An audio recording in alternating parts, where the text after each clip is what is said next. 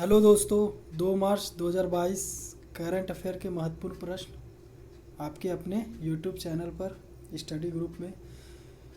ठीक है, आगे ज़्यादा समय नहीं लेते हुए क्वेश्चन नंबर 1 पर आते हैं। हाल ही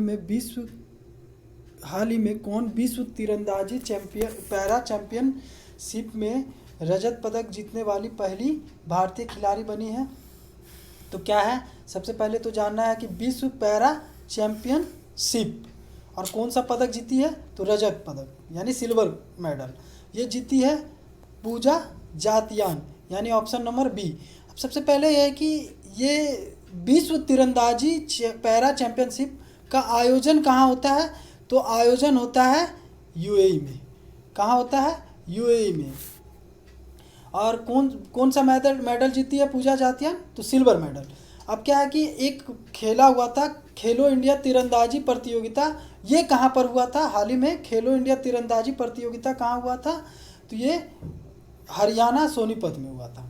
ठीक है, तो ये हो गया पहला क्वेश्चन। अब ये नेक्स्ट क्वेश्चन क्या है कि हाल ही में केंद्रीय मंत्रिमंडल ने आयुष्मान भारत डिजिटल मिशन के देशव्यापी कार्यान्वयन को मंजूरी दी है। इसके कार्यान्वयन एजेंसी का नाम क्या है, मतलब ये जो है mainly Ayushman Bharat digital mission, ये आयुष्मान भारत डिजिटल मिशन किस कार्यालय के अंतर्गत काम करेगा, तो इसका ये काम करेगा राष्ट्रीय स्वास्थ्य प्राधिकरण यानी नेशनल हेल्थ अथॉरिटी, इसके तहत काम करेगा। ठीक है, अब देखिए कहेगा कि नेशनल हेल्थ अथॉरिटी के चेयरमैन कौन है, तो इसका चेयरमैन है राम सेवक शर्मा। ठीक है, कौन है, राम सेवक शर्मा। अब चलिए अब हम देखते हैं कि आयुष्मान भारत योजना भारत में कब स्टार्ट होता है, तो ये स्टार्ट होता है 23 सितंबर 2018। और कहाँ से स्टार्ट होता है, तो रांची झारखंड से। ठीक है, चलिए थर्ड क्वेश्चन। हाल ही में केतांजी ब्राउन जैक्सन किस देश की सुप्रीम कोर्ट की पहली अश्वेत महिला न्यायाधीश बनी है, तो ये अमेरिका की बनी है। किस देश की बनी है, अमेरिका की। तो देखिए जैसे हमारा यहाँ पर ऊपरी सदन का नाम है राज्यसभा, तो उसी प्रकार यूएसए का ऊपरी सदन का क्या नाम है, तो उसका नाम है सीनेट। ठीक है, क्या नाम है, सीनेट। ठीक है, और डीआरडीओ और प्लस किस इंस्टीट्यूशन से ने मिलके क्या बोलता है क्वांटम की डिस्ट्रीब्यूशन लिंक का परीक्षण किया है, तो ये है आईआईटी दिल्ली। अब देखिए क्वांटम क्या है, तो क्वांटम क्या है कि ये संचार के लिए जो है ना, संचार के लिए सुरक्षित तरीका है। ठीक है, अब देखिए कहेगा कि कहाँ पर इसका परीक्षण किया गया, ये भी महत्वपूर्ण फैक्ट है। कहाँ पर परीक्षण किया गया, तो विंध्याचल। कहाँ पर किया गया, विंध्याचल और प्रयागराज के आसपास लगभग 100 किलोमीटर रेंज में किया गया है। ठीक है, अब देखिए डीआरडीओ का बात आया है, डीआरडीओ का, तो डीआरडीओ का स्थापना कब होता है, तो डीआरडीओ का स्थापना होता है 1 जनवरी 1958। अब कहेगा क्या कि डीआरडीओ का चेयरमैन कौन है, तो सतीश रेड्डी है। ठीक है, सतीश रेड्डी। एक हाल फिलहाल एक क्वेश्चन मैंने भी बनाया था कि भारत के बाहर पहला आईआईटी कहाँ खोला गया है, तो यूएई दुबई में खोला गया है। ठीक है, अब देखिए कहेगा कि हाल ही में किसे आर्यभट्ट पुरस्कार मिला है, 2021 में आर्यभट्ट पुरस्कार किसको मिला है, तो ये डीआरडीओ के चेयरमैन सतीश रेड्डी को ही मिला है। कहेगा कि हाल ही में डीआरडीओ ने कौन सी मिसाइल का सफल परीक्षण किया है, तो प्रलय। अब प्रलय क्या है, तो ये सतह से सतह मिसाइल है, सतह से सतह मार करने वाली मिसाइल है। चलिए अब 5 नंबर क्वेश्चन पे आते हैं। 5 नंबर क्वेश्चन कि भारत में ट्विटर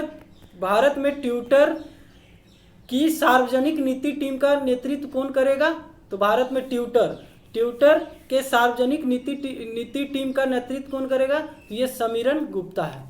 कौन है, समीरन गुप्ता। ठीक है, कहेगा कि हाल फिलहाल में भारत सरकार ने कितने चाइनीज ऐप को प्रतिबंध किया है, तो 54 चाइनीज ऐप को बंद किया है, प्रतिबंध लगा दिया गया है। ट्विटर के सीईओ कौन है, तो ट्विटर के सीईओ है पराग अग्रवाल। और पूछेगा क्या कि महत्वपूर्ण प्रश्न कि स्टार्टअप दिवस कब मनाते हैं।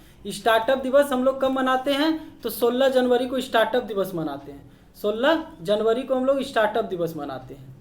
ठीक है, अब चलिए नेक्स्ट क्वेश्चन 6 नंबर पे आते हैं। कह रहा है क्या दुनिया का सबसे बड़ा कार्गो विमान कौन सा है जो हाल ही में चर्चा में रहा, तो ये दुनिया का सबसे बड़ा कार्गो है Antonov 255 Mriya. Antonov 225 Mriya, Antonov 225 Mriya, option number C. ठीक है, अब पूछेगा कि भारत का सबसे बड़ा कार्गो विमान कौन है। भारत का सबसे बड़ा कार्गो विमान का नाम क्या है, तो ये है C-17 globe master, C-17 globe master. ठीक है, अभी कहेगा कि यूक्रेन से, एक महत्वपूर्ण प्रश्न है कि यूक्रेन से भारतीय लोगों को लाने के लिए कौन सा ऑपरेशन चला रहा है, तो इसका नाम है ऑपरेशन गंगा। क्या नाम है, ऑपरेशन गंगा। ठीक है, अब चलिए 7 नंबर क्वेश्चन पे आते हैं। कह रहा है क्या कि 1 मार्च 2022 को राष्ट्रीय बाल अधिकार संरक्षण आयोग ने अपने 70वें स्थापना दिवस मनाया है। इसमें एक नया आदर्श वाक्य लॉन्च किया है। इसमें 70वें स्थापना दिवस में अपना आदर्श वाक्य लॉन्च किया है। इस आदर्श वाक्य का क्या नाम है, तो इसका नाम है भविष्य रक्षति रक्षितः। ठीक है, भविष्य रक्षति रक्षितः। अब देखिए इसका क्या है कि भविष्य रक्षति रक्षितः, ये मतलब है क्या कि जो बच्चा है ना, बच्चा आने वाला भविष्य होता है।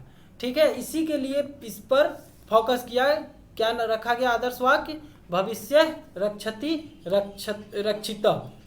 अब देखिए सबसे पहले तो जानना है क्या कि एनसीपीसीआर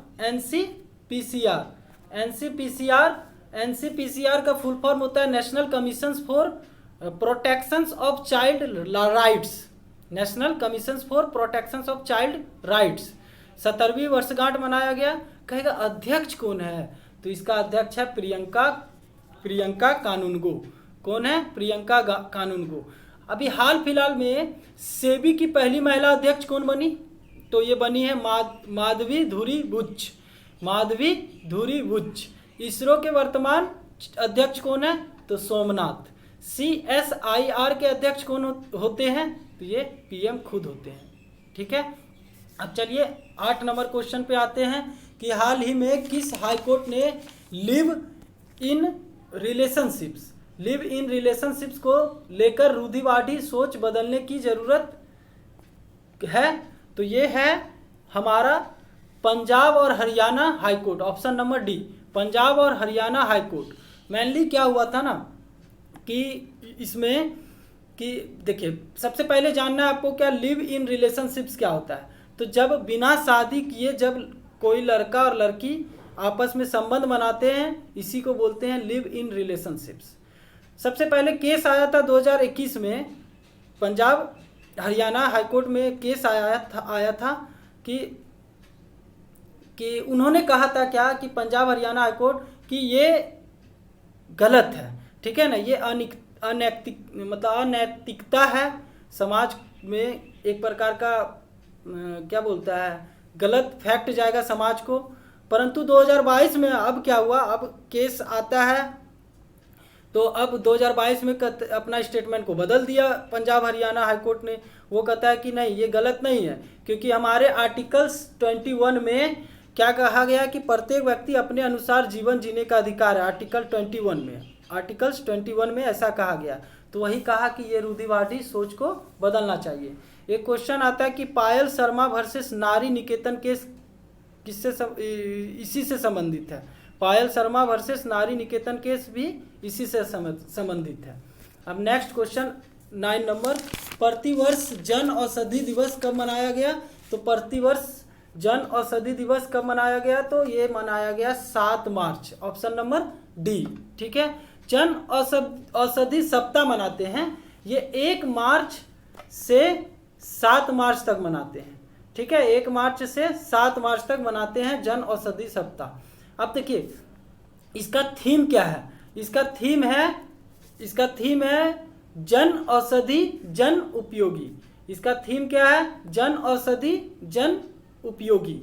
ठीक है, जन औषधि पूछेगा कि किस मंत्रालय के अधीन आता है, तो ये रसायन एवं उर्वरक मंत्रालय के अधीन पूछेगा। रसायन एवं उर्वरक मंत्री कौन है? तो ये मनसुख मंडाविया है, जो हमारे स्वास्थ्य और रसायन एवं उर्वरक मंत्री है। ठीक है, अब देखिए कुछ महत्वपूर्ण दिवस के बारे में जान लेते हैं मार्च का। शून्य भेदभाव दिवस यानी 0 डिस्क्रिमिनेशन डे 1 मार्च को मनाया जाता है। विश्व वन्यजीव दिवस कब मनाया जाता है? 3 मार्च को मनाया जाता है। उसके बाद राष्ट्रीय टीकाकरण दिवस कब मनाया जाता है? तो 16 मार्च को मनाया जाता है राष्ट्रीय टीकाकरण दिवस। ठीक है, अंतर्राष्ट्रीय शांति दिवस कब मनाया जाता है? तो 20 मार्च को मनाया जाता है अंतर्राष्ट्रीय शांति दिवस। और कहेगा विश्व जल दिवस कब मनाया जाता है? तो 22 मार्च। ठीक है, तो ये हमारा 9 महत्वपूर्ण प्रश्न था। आशा करते हैं आप लोगों को अच्छा लगा, और इस चैनल के माध्यम से हम जो भी है अच्छे से अच्छे फैक्ट के बारे में बता रहे हैं, और आप लोग इसको सब्सक्राइब और शेयर ज़रूर करें। धन्यवाद।